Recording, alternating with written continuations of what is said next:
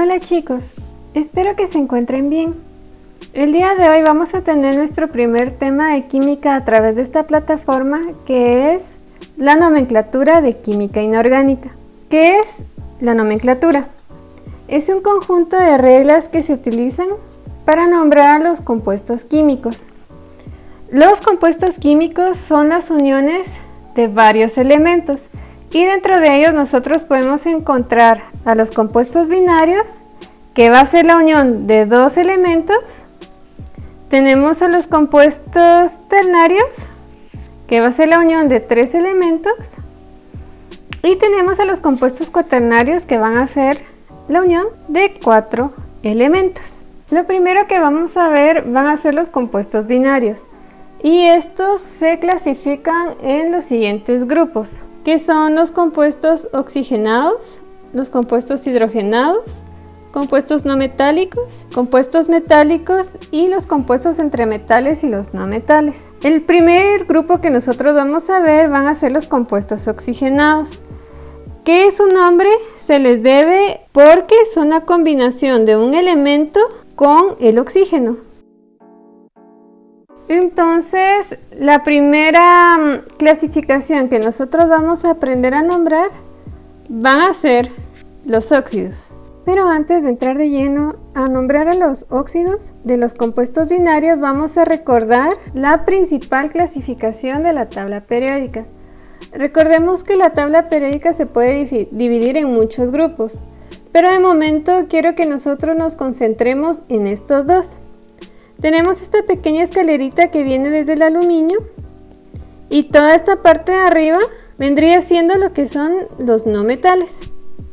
Y por el contrario, los elementos que están debajo de la escalerita vendría siendo lo que son los metales. Entonces, como tenemos de que un óxido va a ser la combinación de un metal más oxígeno, quiere decir de que nosotros vamos a identificar que tenemos un óxido al tener cualquiera de estos elementos de este lado de la tabla periódica más el elemento oxígeno. Otro concepto que nosotros debemos de tomar en cuenta antes de nombrar a los compuestos químicos es el número de valencia. El número de valencia es la cantidad de electrones que nosotros tenemos en la última capa del átomo. Entonces, lo podemos encontrar en la tabla periódica en esta parte de acá.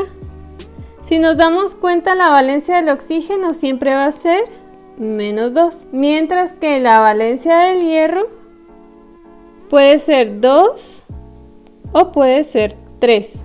Entonces, ahora ya podemos entrar de lleno a lo que son los óxidos, que recordemos es la primera clasificación de los compuestos oxigenados de los compuestos binarios. Un óxido va a ser la combinación de un metal más un oxígeno con valencia 2.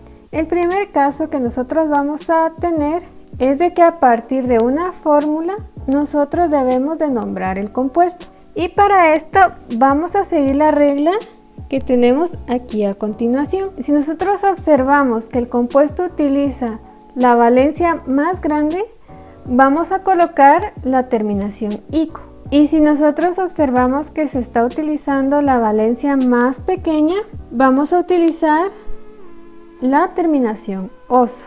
Por ejemplo, yo creo que con estos ejemplos se va a entender un poco mejor la regla que vimos anteriormente. Entonces, tenemos estas tres fórmulas y debemos de colocarle su respectivo nombre. Muy bien, el procedimiento va a consistir en lo siguiente. Para el primero, lo que vamos a hacer es cruzar estos numeritos que tenemos acá. El 2 lo vamos a pasar de este lado y el 3 lo vamos a pasar de este otro lado. Entonces la fórmula nos quedaría ahora de la siguiente manera: Fe3O2. ¿Qué podemos observar nosotros acá? De que el hierro está utilizando la valencia 3, es decir, está utilizando la valencia mayor. Quiere decir entonces que nosotros vamos a colocar la terminación ico para nombrar este compuesto. Y vamos a ir de atrás para adelante. Es decir, comenzamos con el que tenemos acá y terminamos yendo para la izquierda. Entonces, el primero que encontramos es el oxígeno. Por lo tanto, esto va a ser un óxido. Y como estamos utilizando la valencia mayor, el nombre del compuesto sería óxido férrico. Y aquí ya tenemos nombrado nuestro primer compuesto. Pasamos al segundo y hacemos el mismo procedimiento. Primero vamos a pasar este 2 de este lado y aquí tenemos un 1 imaginario. Y lo vamos a pasar igual del otro lado. Entonces copiamos y podemos observar de que el oro está utilizando la valencia 1, es decir, está utilizando su valencia más pequeña. Quiere decir que vamos a utilizar la terminación oso. Entonces vamos a nombrar igual de atrás para adelante. Y tenemos un O2, esto es importante recalcarlo. Nosotros siempre en estos casos debemos procurar de que el oxígeno tenga valencia 2. Entonces empezamos de atrás para adelante con el óxido auroso. Y esto sería entonces el nombre de nuestro segundo compuesto. Pasamos ahora a nuestro tercer ejemplo y si nos podemos dar cuenta, en este caso nosotros tenemos un 1 como subíndice. Entonces igual seguimos la misma lógica para irnos familiarizando con el procedimiento de cruzar las valencias. Entonces nos quedaría ZN a la 1 y O a la 1.